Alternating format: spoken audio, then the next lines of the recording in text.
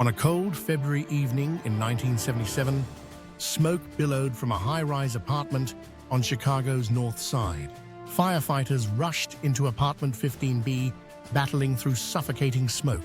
Inside the bedroom, they extinguished a blazing mattress, only to uncover a grim discovery: the lifeless body of 48-year-old Teresita Basa. Naked, legs sprawled, and with a knife plunged deep into her chest, her murder was as brutal as it was puzzling.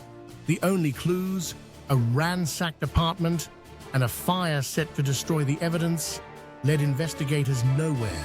Yet this case would take a bizarre turn, one that would defy reason and enter the realm of the supernatural.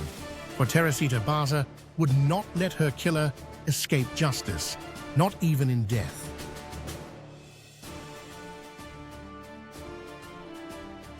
Teresita Basa was a Filipino immigrant, a dedicated physical therapist specializing in respiratory ailments. Colleagues described her as kind, gentle, and reserved.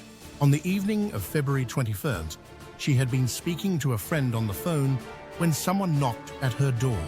She excused herself to answer it, and that was the last time anyone heard her voice. The forensic evidence told a harrowing story. Her attacker had choked her unconscious, stripped her of her clothing, stolen what little money she had, and stabbed her through the chest. Then, in a cold attempt to erase his crime, he set her body and mattress aflame. The police found no signs of forced entry, and the lack of any substantial leads turned her case cold.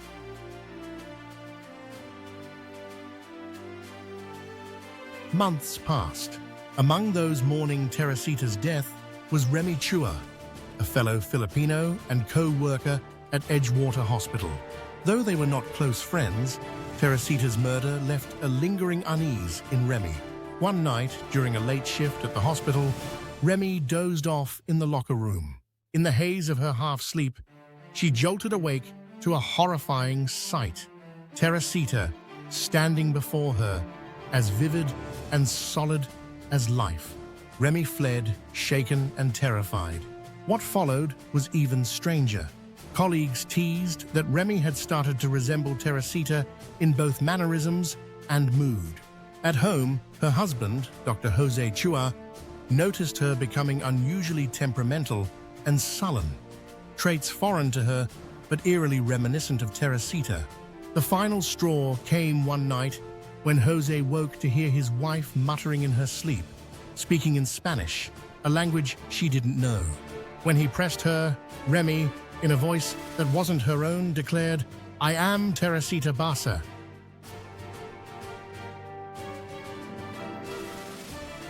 The voice from beyond pleaded with Jose, "Help me. Nothing has been done about the man who killed me."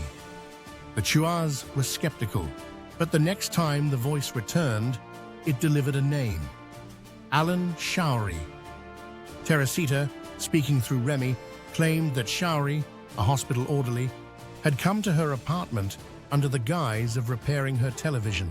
Instead, he had robbed and murdered her, even gifting her jewelry to his girlfriend. The details were specific and chilling. Teresita provided names and phone numbers of friends and relatives who could identify the stolen jewelry.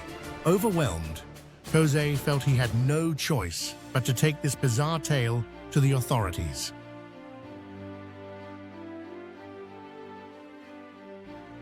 Detective Joseph Stachula, assigned to the case, listened with skepticism, yet something about the Chua's story compelled him to act.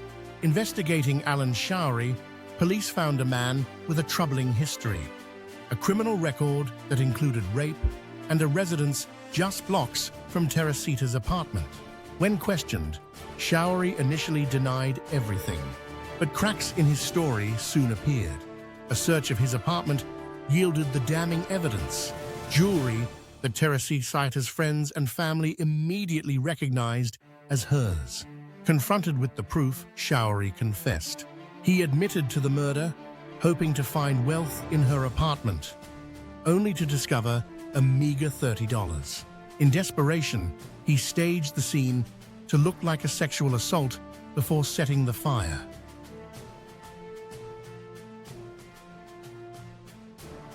The trial of Alan Showery captivated the nation. Dubbed the voice from the grave, it presented a bizarre dilemma.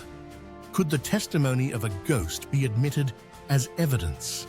The defense argued it was ludicrous, and the jury struggled to reach a verdict. The first trial ended in a mistrial.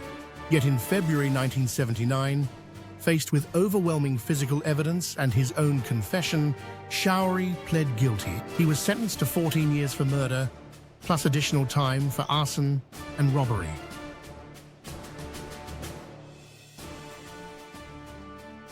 Teresita's case remains one of the most extraordinary in criminal history. A tale where the boundaries between the natural and the supernatural blurred. Was her voice from beyond truly a spectral cry for justice, or a manifestation of a troubled conscience? Skeptics may never believe, but for those involved, the message was clear.